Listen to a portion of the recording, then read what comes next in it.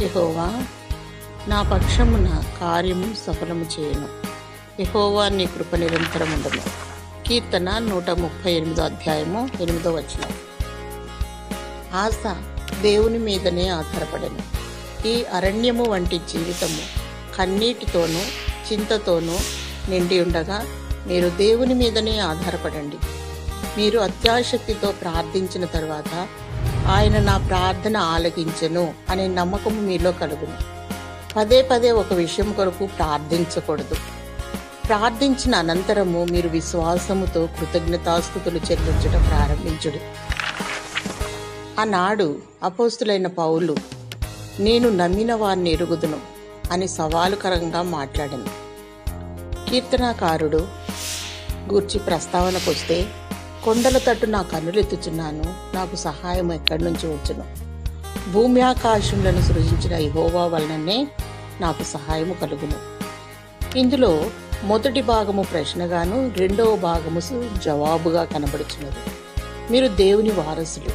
దేవుని అందరి విశ్వాసము అనగా దేవుని మీద ఆధారపడి విశ్వాసము. ఈ విశ్వాసమే లోకమును జయించు విజయముగా ఉన్నది. విశ్వసించు వానికి సమస్తము సాధ్యము. ఆనాడు మోషే, యెహోవా మా పక్షమున యుద్ధము చేయను, మీరు ఊరకయే నిల్లుచుండుడి. దావీదు గొల్లియాతును పడద్రోసెను. ప్రవక్తయగు జకర్యా విజయరహస్యమును తెలియజేయుచున్నాడు.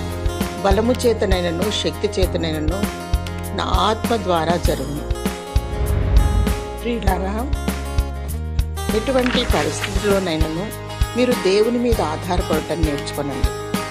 ఆనాడు రాజు హిజ్కియా తనతో కూడా ఉన్నది ఎవరని స్పష్టంగా మాట్లాడి ప్రజలను విశ్వాసమందు స్థిరపడ్డ ద్వారా జయం పొందను. మన దేవుడైన యెహోవా మనకు తోడుగా ఉన్నాడని జనులు యూదారాజు అయిన హిజ్కియా చెప్పిన మాటల యందు నమ్మకముంచురు. ఈ ఉదయకాల సమయమున మీ ప్రార్థన సఫలము చేయు దేవునికి నీవు మొరపెట్టినప్పుడు, నా ప్రార్థన దేవుడు విన్నాడు, నాకు జవాబు దొరికింది అని నీవు నమ్మినడలా నీకు దేవుడు సమాధానం అనుగ్రహించి నిన్ను దీవించును గాక. ఆమేన్.